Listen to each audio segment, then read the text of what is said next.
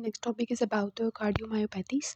इसमें हम 3 तरह की कार्डियोमायोपैथीज़ देखेंगे। डायलेटेड कार्डियोमायोपैथी, हाइपरट्रोफिक कार्डियोमायोपैथी और इसके अलावा रिस्ट्रिक्टिव कार्डियोमायोपैथी। ठीक है, सबसे पहले है डायलेटेड कार्डियोमायोपैथी। इसको हम कंजस्टिव कार्डियोमायोपैथी भी कहते हैं। और इसमें आपको क्या समझ आ रही है इसके नेम से कि इसमें क्या हो जाएगा कि हार्ट की जो है ना पैथोलॉजी होगी। कार्डियोमायोपैथी हार्ट के मसल की पैथोलॉजी होगी। Cardio means heart, myo means muscle, pathy means कि कोई मसला है, हार्ट के मसल के साथ कोई मसला है कि वो डायलेटेड मतलब डायलेट हो गया। ठीक है, तो यही नज़र आ रहा है ना कि it is characterized by progressive cardiac dilation and contractile dysfunction. जब वो डायलेट हो जाएगा तो क्या होगा, कंट्रैक्ट ही नहीं कर पाएगा क्योंकि वो डायलेट हो गया है। ठीक है, तो वेंट्रिकुलर मास इज़ इंक्रीज्ड, लेकिन जो वॉल थिकनेस होती है वो इसमें नॉर्मल टू रिड्यूस्ड होती है। जबकि आगे हम देखेंगे कि वॉल चेंजेस अगर आती हैं तो उसको हम हाइपरट्रोफी कहेंगे। ठीक है, लेकिन यहाँ पे वॉल का जो थिकनेस है वो चेंज नहीं होगा, बस उसका मास इंक्रीज़ हो जाएगा। ठीक है, जैसे साइड पे मैंने बनाया हुआ हार्ट, उसकी जो थिकनेस है वो नहीं चेंज हो रही, जबकि वो डायलेटेड हो गया एंड कैन नॉट कंट्रैक्ट। ठीक है, अब इसकी ईटियोलॉजी क्या है, मोस्ट कॉमनली इडियोपैथिक, कोई नहीं समझ आती क्यों हो गया डायलेटेड कार्डियोमायोपैथी। जेनेटिक्स में होता है, ऑटोनोमिक डोमिनेंट है, म्यूटेशंस हो जाती हैं, कोरोनरी आर्टरी डिजीज़ है। ठीक है, कोरोनरी आर्टरी डिजीज़ है उसकी वजह से हो जाता है, इस्कीमिया की वजह से ना जो है मसल जो है वो चेंज हो जाता है। उसके बाद मायोकार्डाइटिस है, अल्कोहल है। तो मोस्ट कॉमन जो है वो क्या होता है, कोरोनरी आर्टरी डिजीज़ या इडियोपैथिक। और सेकंड मोस्ट कॉमन जो है वो अल्कोहल की वजह से। ठीक है, मायोकार्डाइटिस के बाद हो जाता है, थायमीन डेफिशिएंसी की बाद होता है, पेरीपार्टम कार्डियोमायोपैथी हो जाती है कि ड्यूरिंग प्रेगनेंसी जो है वो एक्चुअली एंटीजन एंटीबॉडीज़ कॉम्प्लेक्स बन जाते हैं, वो जाके अटैक करते हैं हार्ट को। तो ये होता है कि उसमें ये कि लास्ट मंथ ऑफ प्रेगनेंसी होना चाहिए या with in 5 months of postmortem होना चाहिए। एजेक्शन फ्रैक्शन लेस देन 45 होना चाहिए और कोई और कॉज जो है हार्ट फेलियर का नहीं होना चाहिए, तो फिर हम उसको लेबल करते हैं दिस इज़ पेरीपार्टम। ठीक है, तो ये सारी इसकी कॉजेज़ हैं। इसके अलावा टॉक्सिन्स की वजह से, लेड, कोबाल्ट, आर्सेनिक की वजह से होता है, ड्रग्स की वजह से होता है, लाइक डॉक्सोरिबोसिन, आपको पता ही है ये कार्डियो टॉक्सिक होता है। फिर हमारा जो है साइक्लोफॉस्फामाइड की वजह से, विनक्रिस्टीन की वजह से होता है। ठीक है, तो ये हमारा जो है ना एक्चुअली होता है। उसके बाद क्लिनिकल फाइंडिंग्स की बात करते हैं तो ये मेन में ज़्यादा कॉमन है। ठीक है, और science and symptoms of left sided and right sided heart failure आना शुरू हो जाएंगे। क्यों? क्योंकि सारा ब्लड जो है वो डायलेटेड हार्ट के अंदर जमा होना शुरू हो जाएगा और बाहर नहीं जाएगा। हार्ट फेल हो गया मतलब, मैंने पहले बताया हार्ट फेल होने का क्या मतलब है कि टिश्यूज़ को उतनी सप्लाई नहीं जाएगी जितनी उनकी डिमांड है। ठीक है, तो it is resulting in left sided and right sided heart failure. ठीक है, फिर क्या है, जूलियर वीनस डिस्टेंशन होना शुरू हो गई है। ठीक है, और जो है ना S3 S4 गैलप आना शुरू हो गया। और हार्ट फेलियर में आपको पता है कि S3 S4 गैलप्स आते हैं, हम डिस्कस कर चुके हैं हार्ट फेलियर के अंदर।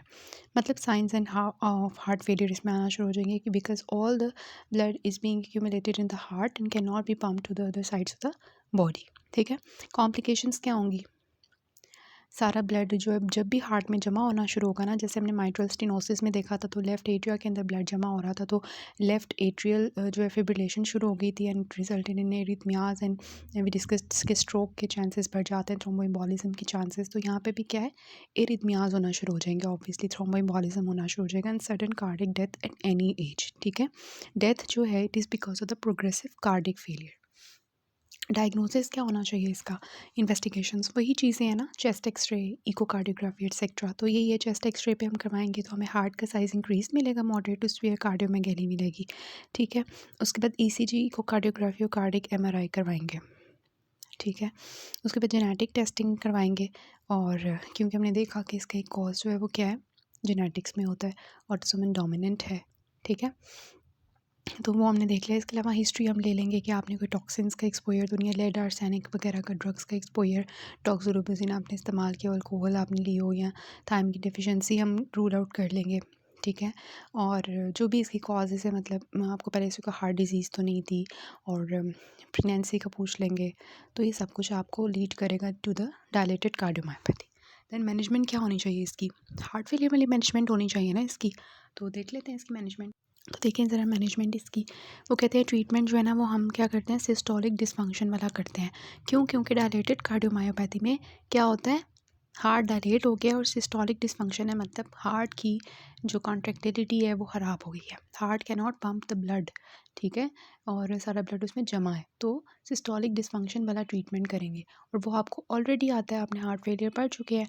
उसमें क्या था, मेडिकल ट्रीटमेंट था ना, जिसमें फार्माकोलॉजिकल ट्रीटमेंट में एस इनहिबिटर्स आर्ब्स थे, हमने उसको डिटेल से डिस्कस किया था कि ये प्री लोड आफ्टर लोड कम करते हैं, जिसकी वजह से हार्ट की एक्टिविटी ज़्यादा होती है।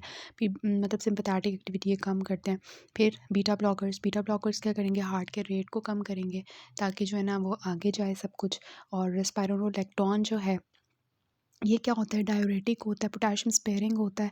और ये भी उसी तरह जो है वो क्या करता है, सोडियम वाटर जो है वो हमारी बॉडी से बाहर निकालता है। एल्डोस्टेरोन एंटागनिस्ट है, ठीक है। डिजॉक्सिन और डायूरेटिक्स का क्या काम होगा कि डिजॉक्सिन जो है ये हम सिम्टोमेटिक रिलीफ के लिए देते हैं, डायूरेटिक्स भी, ताकि डायूरेटिक्स बॉडी से सारी जो फ्लूइड वगैरह उसको बाहर निकाले। और डिजॉक्सिन क्या करेगा, हार्ट को जो है ना एकदम से हम कह सकते हैं कि स्टिमुलेट करेगा, ताकि जो एसए नोड की एक्टिविटी है उसको कुछ अल्टर करेगा, जिसकी वजह से जो है वो हार्ट जो है ना वो थोड़ा काम अच्छा करेगा, थोड़ी देर के लिए लोअर मोर्टेलिटी नहीं करता। अच्छा, उसके बाद सर्जिकल ट्रीटमेंट वही चीज़ें हैं, क्या थी हार्ट फेलियर के लिए, 3 नॉन फार्माकोलॉजिकल थी, जिसमें हमने देखा था कि जो है हम यूज़ कर सकते हैं पेसमेकर्स, और इसके अलावा हम वेंट्रिकुलर असिस्टिंग डिवाइसेस यूज़ कर सकते हैं, या इम्प्लांटेबल कार्डियक डिफिब्रिलेटर्स यूज़ कर सकते हैं। और अगर तीनों से फ़ायदा नहीं होता तो हम क्या करते हैं, हार्ट ही चेंज कर देते हैं, कार्डियक ट्रांसप्लांटेशन कर देते हैं, ठीक है। तो ये हमारा डायलेटेड कार्डियोमायोपैथी थी, इसमें हमने देखा कि इसको हम कंजस्टिव कार्डियोमायोपैथी कहते हैं। सारा ब्लड इसमें जमा होना शुरू हो जाता है, सिस्टोलिक डिस्फंक्शन होती है, टियोलॉजी कॉजेज़ हमने देखी। हमने देखा क्लिनिकल फाइंडिंग्स क्या होंगी, सारी हार्ट फेलियर की होंगी, और कॉम्प्लिकेशंस भी वही जो है थ्रोम्बोएम्बोलिज्म वगैरह। और डायग्नोसिस हमने कर लिया, कुछ हिस्ट्री एग्जामिनेशन कर ली, और कुछ हमने टेस्ट करवा लिए, उसके बाद मैनेजमेंट जो है वो सेम हार्ट फेलियर का है, कोई मुश्किल चीज़ नहीं है, ठीक है। अब जी हमारा आता है next is the hypertrophy cardiomyopathy. देखिए, अब इसके नाम से आपको पता चल रहा है कार्डियोमायोपैथी मतलब हार्ट के मसल में खराबी आई है। वो खराबी क्या है कि उसके मसल जो है ना वो हाइपरट्रॉफिक हो गए हैं, मतलब उनका साइज़ इंक्रीज़ हो गया, ठीक है।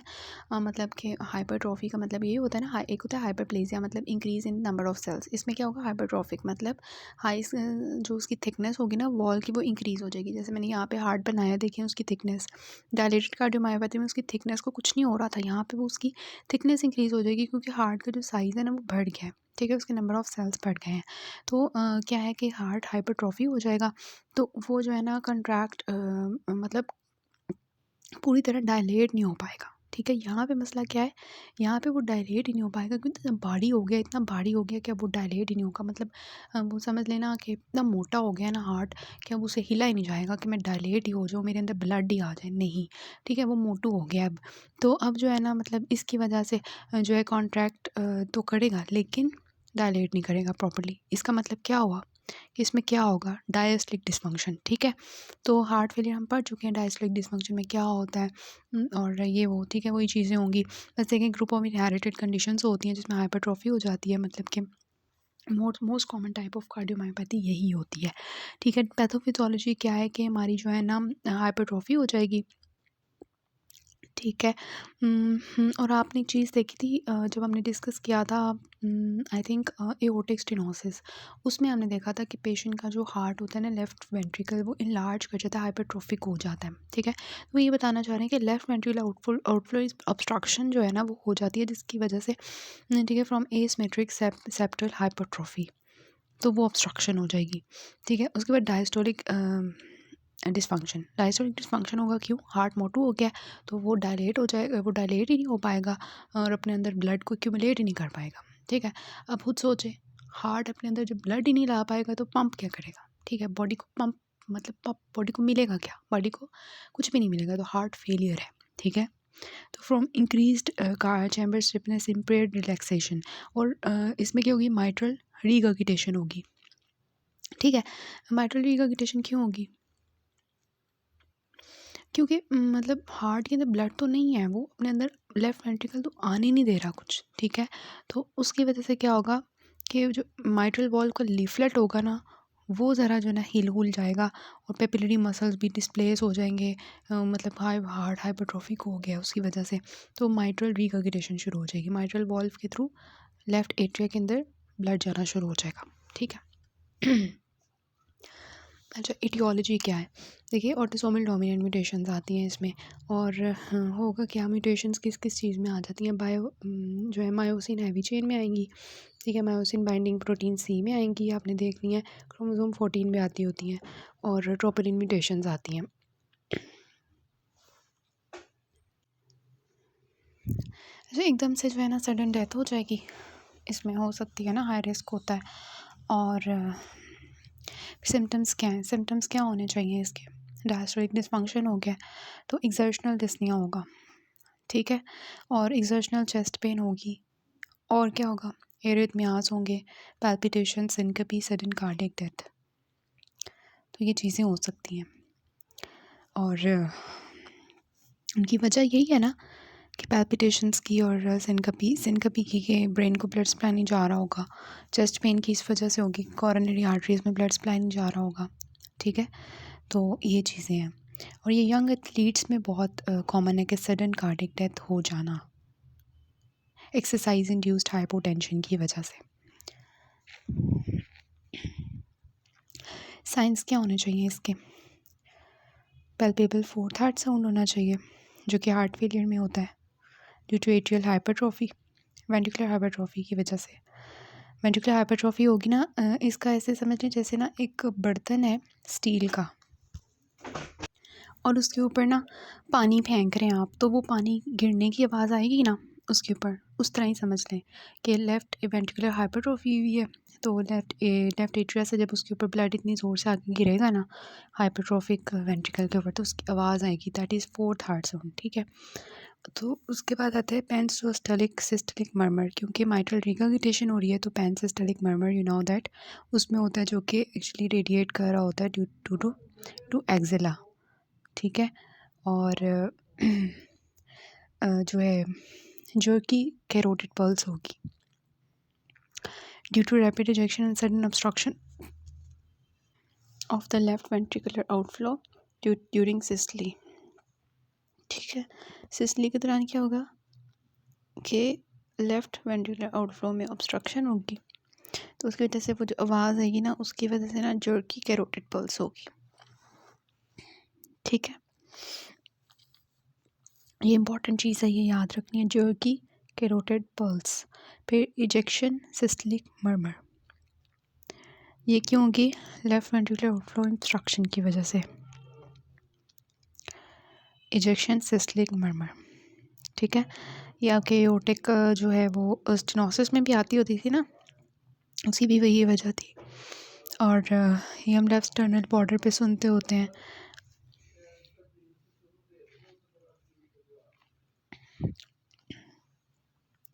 तो ये आपने याद रखना है, jerky carotid pulse, ejection systolic murmur, pan systolic murmur due to mitral recognition, double apical pulsation. ये आपका MCQ भी है कि इसमें पैल्पेबल फोर्थ हार्ट साउंड होता है, S4 गैलप। उसके बाद इन्वेस्टिगेशंस क्या होनी चाहिए? वही चीज़ें हैं, ECG करवा लेंगे, इकोकार्डियोग्राफी करवा लेंगे, कार्डियक कैथेटराइजेशन। ECG में जो है आपको लेफ़्ट वेंट्रिकुलर हाइपरट्रॉफी मिलेगी, ST and T wave changes मिलेंगी, सेप्टल Q वेव्स होंगी in the inferior and lateral leads. ठीक है, और T वेव इन्वर्जन होगी। उसके बाद इकोकार्डियोग्राफी जो है, it is investigation of choice. इसमें आपको क्या मिलेगा? Left ventricular hypertrophy, systolic anterior motion of mitral valve. ठीक है, बनाना शेप्ड कैविटी मिलती है आपको इसमें, ये आपने MCQ के लिए याद रखना है, बनाना शेप्ड कैविटी। ठीक है, cardiac catheterization is the most accurate test.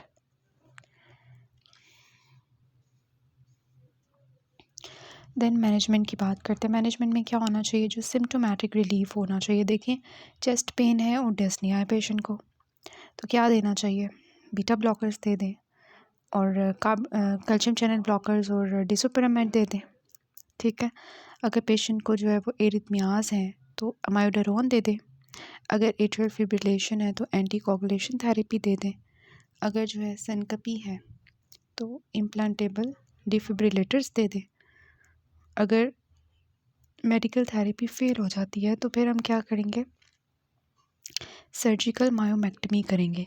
मतलब वो जो मसल हैं जो हाइपरट्रॉफिक हुए हुए हैं उनकी हम पार्शियल सर्जिकल रिसेक्शन करेंगे, सेप्टल। ठीक है।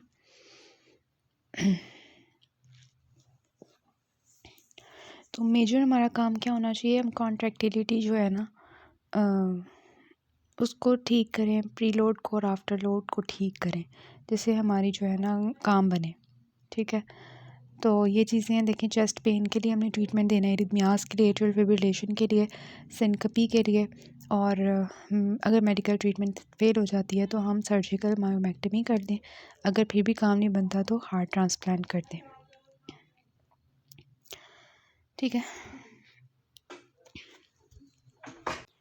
हम डिफिब्रिलेटर्स कब यूज़ करते हैं, जब हमें रिस्क हो कि फैमिली हिस्ट्री में भी इस तरह ही पेशेंट थी, उसको भी सडन कार्डियक डेथ हुई थी इसकी वजह से, या अनएक्सप्लेन्ड सिनकपी हो जाए, previous history of cardiac arrest हो, या वेंटिकुलर टैकीकार्डिया, और exercise induced hypotension because it results in sudden death. तो इसको जल्दी से हमने डिफिब्रिलेटर से थ्रू करना है। और increased in the left ventricular wall thickness greater than 30 millimetres. ठीक है, इसको जस्ट देख लें, इंपॉर्टेंट नहीं है, बस ये है कि कब हमने डिफिब्रिलेटर्स करने हैं use. Then is restrictive cardiomyopathy. अभी तक हमने देखा डायलेटेड एंड जिसमें सिस्लिक डिसफंक्शन हो रहा था, और हमने देखा जो है हाइपरट्रॉफिक कार्डियोमायोपैथी जिसमें डायस्टिक डिसफंक्शन हो रहा था। ठीक है। Now is the restrictive cardiomyopathy. Restrictive cardiomyopathy में क्या होगा, इसके नाम से पता चल रहा है कि रिस्ट्रिक्ट हो गया हार्ट। किससे रिस्ट्रिक्ट हो गया, कि वो फील ही नहीं हो पा रहा। ठीक है। तो जो है ना क्या होगा, impaired ventricular filling due to decreased compliance in absence of pericardial disease.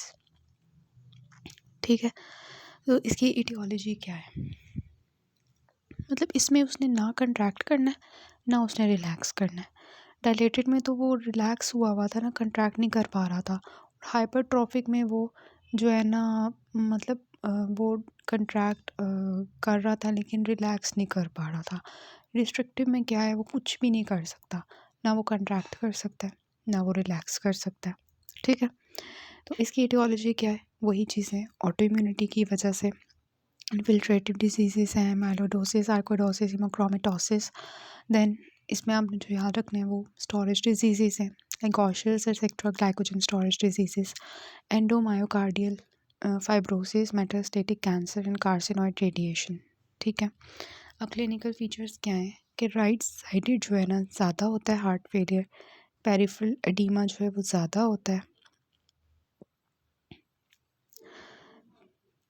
Ji, right sided heart failure ज़्यादा होगा तो ऑब्वियसली पेरिफेरल एडीमा की ज़्यादा होगा as compare to pulmonary oedema. Thromboembolic events हमें मिलते हैं, इसमें एरिथमियास मिलते हैं। और ये एमसीक्यूज़ के लिए याद रखने वाले साइंस हैं। फ्रेडरिश साइन में क्या होता है, सिंपली वही है कि जेवीपी रेज्ड होगी, उसको कहते हैं फ्रेडरिच साइन। ठीक है। और अगर उसके साथ इंस्पायरेशन में एलिवेशन ऑफ जेवीपी हो ना, उसको कहते हैं कॉस्मॉल साइन।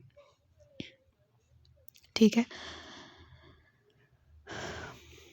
मतलब इंस्पायरेशन में नॉर्मली क्या होता है कि जो जेवीपी होती है ना वो रेज़ नहीं करती, लेकिन यहाँ पे क्या होगा, इंस्पायरेशन में जेवीपी रेज़ करेगी। ठीक है। ये बात याद रखनी है हमेशा कि इंस्पायरेशन में ना जो blood flow to the heart होता है ना वेन्स के थ्रू, वो ज़्यादा होता है। ठीक है। और एक्सपायरेशन में कम होता है। ठीक है। तो ऑब्वियसली इंस्पायरेशन में नॉर्मल क्या होना चाहिए, अगर blood flow to the heart ज़्यादा हो रहा है तो जेवीपी जो है ना वो रेज़ नहीं करनी चाहिए। लेकिन यहाँ पे क्या है, इंस्पायरेशन में जेवीपी रेज़ कर रही है, इसका मतलब वो ब्लड हार्ट में जा ही नहीं पा रहा, वो पीछे जेवीपी रेज़ कर रहा है। This is known as Kussmaul sign. ठीक है। उसके बाद हेपेटोमेगैली, ये सब कुछ क्या है, साइटिस, पेरिफेरल एडीमा, ये राइट साइडेड हार्ट फेलियर की साइंस हैं। Third and fourth heart sounds Audible, ये सारी चीज़ें जो है ना कार्डियोमायोपैथी में हार्ट फेलियर की चीज़ें हैं सारी। ठीक है। बस नाम उन्होंने दे दिया है। अगर डायस्टोलिक कोलैप्स के साथ एलिवेटेड जेवीपी होगी तो फ्रेडरिक साइन होगा, अगर इंस्पिरेशन के साथ जेवीपी रेज होगी तो उसको कॉस्मॉल साइन कहते हैं। डायग्नोसिस वही चीज़ें हैं, चेस्ट एक्सरे करवाएंगे तो वेनिकुलर साइज हमें नॉर्मल मिलेगा, एट्रियल लार्ज मिलेगा। ईसीजी में क्या है, लो वोल्टेजेस, कंडक्शन एब्नॉर्मलिटीज़, एरिथमियास। इकोकार्डियोग्राफी में हमें जो है सिमेट्रिकल वॉल थिकनिंग मिलेगी, ठीक है। और कार्डिक एमआरआई, कार्डिक कैथेटराइजेशन करेंगे और एंडोमायोकार्डियल बायोप्सी करवाएंगे। इकोकार्डियोग्राफी जो है ना, इसमें इन्वेस्टिगेशन ऑफ चॉइस होती है, इस वजह से मैंने स्टार लगाया हुआ है इस पर, ठीक है। अच्छा, उसके बाद इसकी ट्रीटमेंट आ जाती है। इसकी स्पेसिफिक कोई ट्रीटमेंट नहीं है, हमने जो कॉज होता है उसको ट्रीट करना होता है, ठीक है। जो हार्ट फेलियर के साइंस आ रहे हैं उनको ट्रीट करना है। हार्ट फेलियर को कैसे ट्रीट करते हैं वो हम डिटेल से हार्ट फेलियर के टॉपिक में पढ़ चुके हैं। और जो इम्बॉलिक इवेंट्स हैं उनको ट्रीट करना है, वो कैसे करना है आपको बताया हुआ है कि एट्रियल फिब्रिलेशन के लिए हम ट्रीटमेंट करते हैं, थ्रोम्बोइम्बोलिज्म के लिए ट्रीटमेंट करते हैं, ठीक है। और फिर transplantation in the severe cases, ठीक हो गया। हम नेक्स्ट पार्ट से करते हैं बाकी।